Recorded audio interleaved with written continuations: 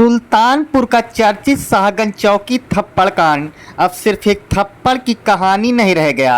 अब इस मामले में जमीन, बैनामा, एग्रीमेंट, फर्जी वसीयत, रेकी, सत्ता के दुरुपयोग और व्यापारी उत्पीड़न जैसे गंभीर आरोपों की परतें लगातार खुलती जा रही हैं। लेकिन सबसे बड़ा सवाल है, सच किसके पास है?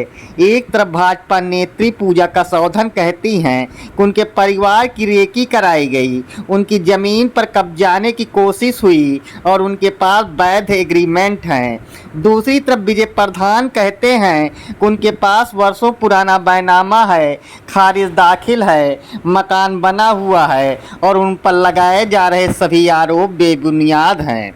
लेकिन दोनों पक्षों की प्रेस कॉन्फ्रेंस में एक बात कॉमन रही, न तो किसी मीडिया के सामने अपना बैनामा दिखाया गया, न तो एग्रीमेंट दिखाया गया, न तो खतौनी दिखाई गई, न यह स्पष्ट किया गया कि आखिर ज़मीन नजूल की है, आबादी की है या निजी मालिकाना हक वाली ज़मीन है।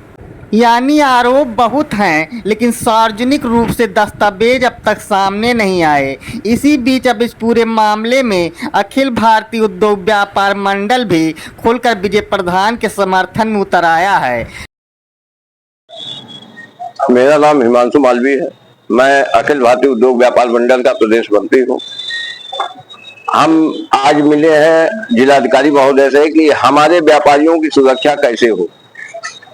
कोई हमारे दुकान में घुस जा रहा है, कोई रंगदारी मांग रहा है, कोई जमीन कब्जा कर ले रहा है, जिसका जो मन आ रहा है वो कर रहा है। व्यापारी इस सरकार में असुरक्षित नजर आ रहा है, जबकि हमारे आदरणीय मुख्यमंत्री योगी आदित्यनाथ जी ने व्यापारियों को सुरक्षा के लिए सख्त प्रशासन और शासन को हिदायत दी है कि आप व्यापारियों की सुरक्षा अपनी जान से ज्यादा बढ़ के भी आप करेंगे। लेकिन हम देख रहे हैं कि व्यापारी के साथ कोई केस हो रहा है, उल्टा उसी के खिलाफ केस लगा दिया जा रहा है। कुछ निर्दोष व्यापारियों को भी अगर कोई घटना होती है तो निर्दोष व्यापारियों को उसमें डाल दिया जाता है। आज मामला ये था कि हमारे जिलाध्यक्ष श्री विजय प्रधान जी के आवास पर कथित रूप से वसीयतनामा में कि हमारे पास वसीयतनामा है, वो हमको लगता है फर्जी है। जो मैं अभी तक हमको जानकारी मिली है कि वो फर्जी वसीयत है। फर्जी वसीयत पे किसी बड़े व्यापारी ने उस पे एग्रीमेंट ले लिया।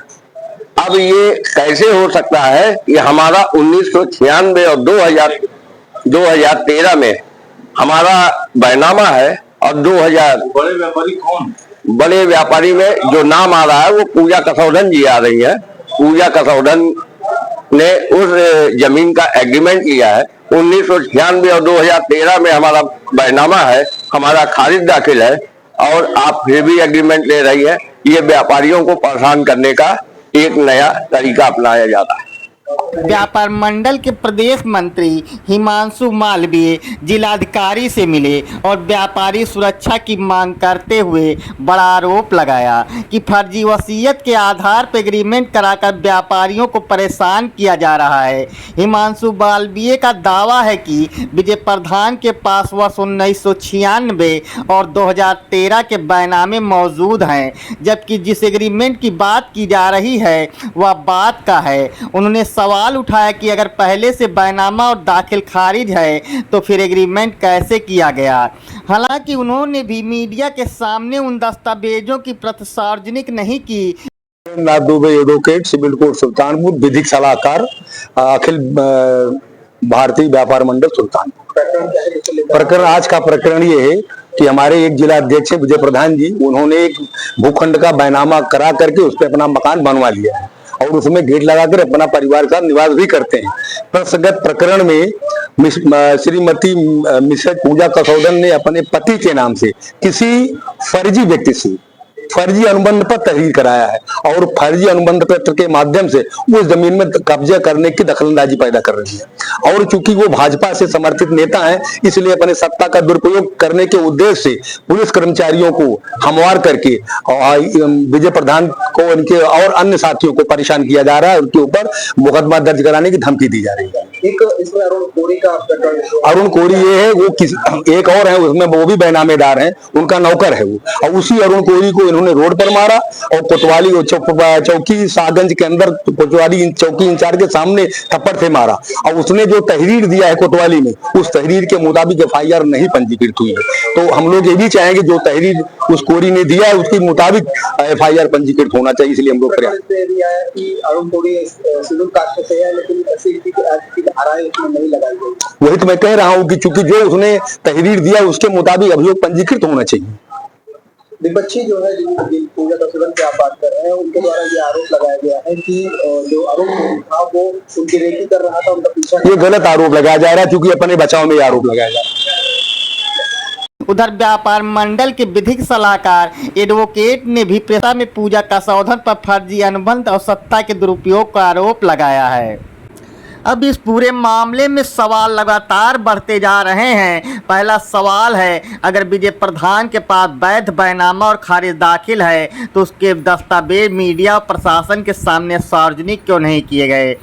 दूसरा सवाल है, अगर पूजा कसौधन के पास वैध एग्रीमेंट है तो उसकी प्रत भी अब तक सार्वजनिक क्यों नहीं की गई। तीसरा सवाल है, जिस जमीन को लेकर इतना बड़ा विवाद है वह आखिर है किस श्रेणी की, क्या वह नजूल भूमि है, क्या वह आबादी की जमीन है या फिर खतौनी में दर्ज निजी संपत्ति है। चौथा सवाल है, क्या पूरा विवाद सिर्फ सिविल प्रकृति का है या इसमें आपराधिक पहलू भी जुड़ चुके हैं। पांचवा सवाल है, शाहगंज चौकी में वायरल थप्पड़ वाला वीडियो क्या वह इस पूरे विवाद का कारण है या सिर्फ एक परिणाम है। और सबसे बड़ा सवाल है, क्या यह लड़ाई जमीन की है या प्रतिष्ठा की या फिर प्रभाव और सत्ता की। फिलहाल एक तरफ भाजपा नेत्री पूजा कसौधन पर कायम है, दूसरी तरफ विजय प्रधान व्यापार मंडल और उनके समर्थक सभी आरोपों को सिरे से खारिज कर रहे हैं। उधर अरुण कोरी की FIR, सुरक्षा की मांग और अब व्यापार मंडल की एंट्री ने इस पूरे मामले को और भी चर्चित बना दिया है। अब निगाहें प्रशासन और पुलिस की जांच पर हैं। क्या दस्तावेजों के आधार पर सच सामने आएगा या ये मामला अदालत की चौखट तक पहुंचेगा। PS न्यूज़ 24 किसी भी पक्ष के आरोपों की स्वतंत्र पुष्टि नहीं करता। इस खबर में बताए गए आरोप संबंधित पक्षों द्वारा सार्वजनिक रूप से लगाए गए दावों और प्रेस वार्ताओं पर आधारित है। अंतिम सत्य जांच न्यायिक प्रक्रिया के बाद ही सामने आएगा।